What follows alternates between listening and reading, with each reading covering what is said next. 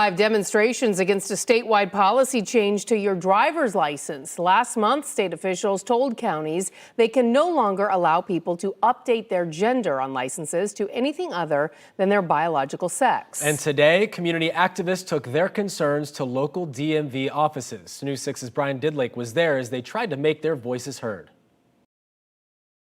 Demonstrators say the purpose of this die-in, where they laid across the entrance here at the Orange County Department of Motor Vehicles, is to make their voices heard, as they say they were blindsided when the department issued a new directive. The state's new policy making it harder for trans folks to get licenses in Florida. Advocating in front of an Orange County DMV, many seen lying down, others holding signs in protest of this new memo from the head of Florida Highway Safety and Motor Vehicle.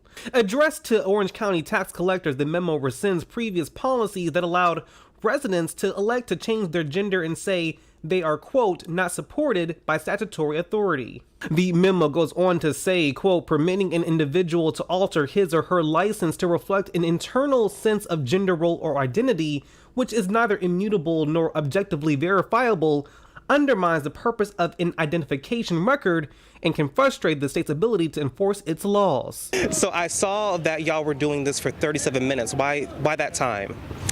37 minutes is representative of the 37% of respondents to that survey of transgender Floridians who reported abuse, discrimination, and violence towards them as a result of presenting an ID that does not match their gender presentation. Activist Lana Dunn says the die-in comes as LGBTQ rights are on the forefront of politics. We've testified in front of the Senate, the House of Representatives, all to no avail. Our hand has been forced at this point. Other activists like Mulan Williams say this new DMV directive leaves her with questions.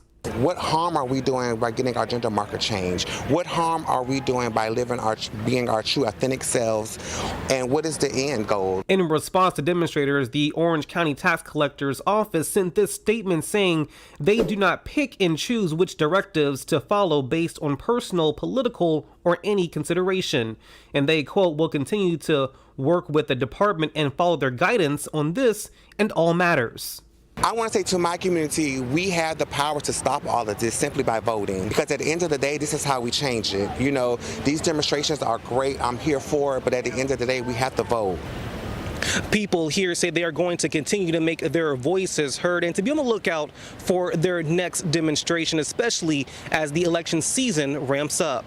We're here in Orange County. Brian Didlake getting results. News 6.